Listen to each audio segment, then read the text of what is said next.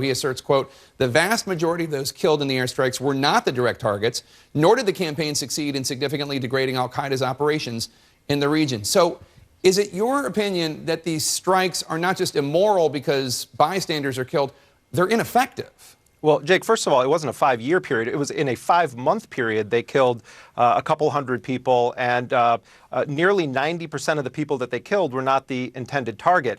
You know, I've spoken with several people who worked on the drone program, including our source, who said that oftentimes they have no idea who they're killing and that they're actually, in fact, targeting cell phones and not actually people.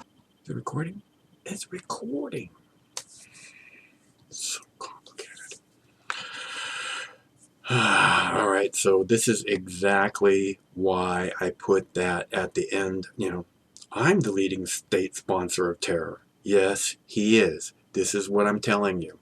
And you're part of it. He's doing it in your name, with your money, spreading evil, killing innocent people, creating terrorists around the world. Okay, Jake Tapper's numbers, by the way, are complete and utter bullshit. 300 people, less than 300 people killed in 5 years of drone strikes. Yeah, that's why we call him the Drone King. 131 people killed in a wedding party 2 weeks ago. In Yemen, where we're not even declared war with. Thank you to Jeremy Scahill.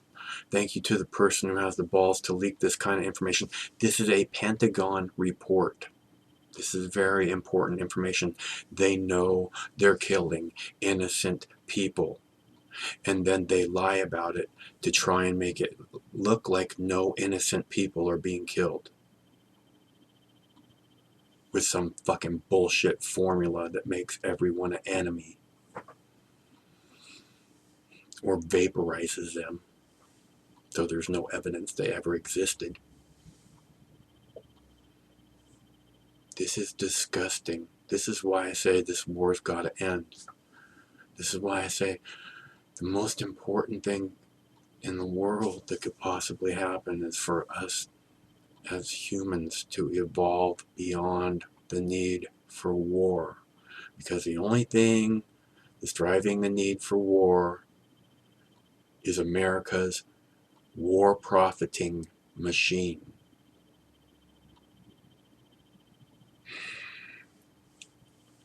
And I don't even know if it's stoppable anymore, because they've got other countries doing it in overdrive now.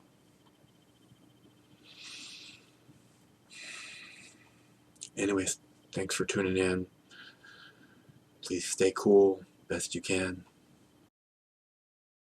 Welcome back to The Lead. In the World Lead also, a new report says the Pentagon's top secret drone program is almost 100% accurate when it comes to killing the wrong people. An intelligence source, who's now being called the second coming of Edward Snowden, claims the public has no idea of the number of bystanders killed by these aircraft. This person leaked classified documents to The Intercept, that news organization co-founded by Glenn Greenwald, who was part of a team awarded the Pulitzer Prize for publishing the Snowden documents. And this new source claims close to 9 out of every 10 people killed in drone strikes by the U.S. are not the intended target, a death toll that includes scores of civilians. Intercept co-founder Jeremy Scahill joins me now. He wrote 2 of the stories published today about drones for The Intercept. Jeremy, thanks for being here. Appreciate it. Thank you. So The Intercept reporting that in a 5-year period, the drone program killed 35 intended targets and 219 others. In the story by Ryan Devereaux, he asserts, quote, the vast majority of those killed in the airstrikes were not the direct targets, nor did the campaign succeed in significantly degrading al-Qaeda's operations in the region. So is it your opinion that these strikes are not just immoral because bystanders are killed, they're ineffective? Well, Jake, first of all, it wasn't a 5-year period. It was in a 5-month period. They killed a couple hundred people, and nearly 90% of the people that they killed were not the intended target. You know, I've spoken with several people who worked on the drone program, including our source, who said that oftentimes they have no idea who they're killing and that they're actually, in fact, targeting cell phones and not actually people. And, you know, in the stories that we reported, you know, we quote and we interviewed Lieutenant General Michael Flynn, who was the head of JSOC, the elite commando unit that killed Osama bin Laden, their intelligence unit. And he basically said drone strikes are counterproductive. We're making a martyr out of these people. We can kill them, pat ourselves on the back, and put it in a headline, but we've just encouraged them to fight even harder. So, you know, I think what these documents show is, first of all, this bureaucracy of assassination and the cold corporate language that the military uses to describe what is actually hunting human beings. And Jake, I think the clearest thing that we want people to take away from this is that these tactics are not only counterproductive, they are resulting in killing innocent people and making new enemies for the United States. And I think everyone who's concerned about democracy should celebrate the fact that someone very brave came forward and made these documents available to the public. Now, Jeremy, you write in one of your stories that, quote, the Obama administration masks the true number of civilians killed in drone strikes by categorizing unidentified people killed in a strike as enemies,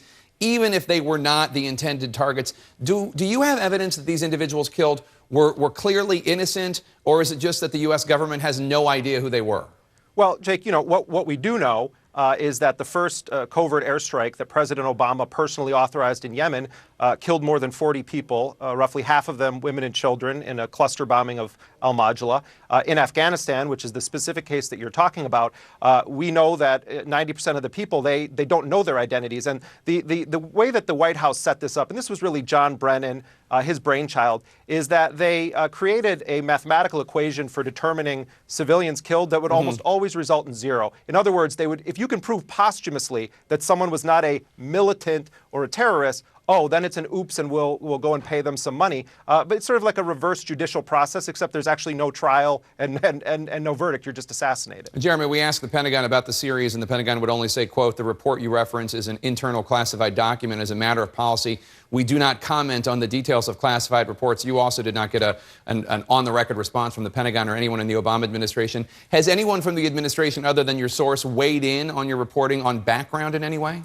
Well, let me say this. I mean, I was on the conference call today that the White House had with anonymous senior officials that were not allowed to name. And the first question from the press was, how does Obama's Afghanistan policy affect the election of 2016? I mean, look, the reality here is that this administration is drunk on secrecy, except when it's convenient. John Brennan leaked like a sieve in the aftermath of the Osama bin Laden raid, and almost everything he said turns out to have been not true. So they're very selective about when they discuss classified information and when they don't. And they're waging a war on whistleblowers and ultimately a war on independent journalism, trying to hold them accountable. Jeremy Scahill, thank you as always. Thank you, Jake. Coming up next, I'm the leading state sponsor of terrorism.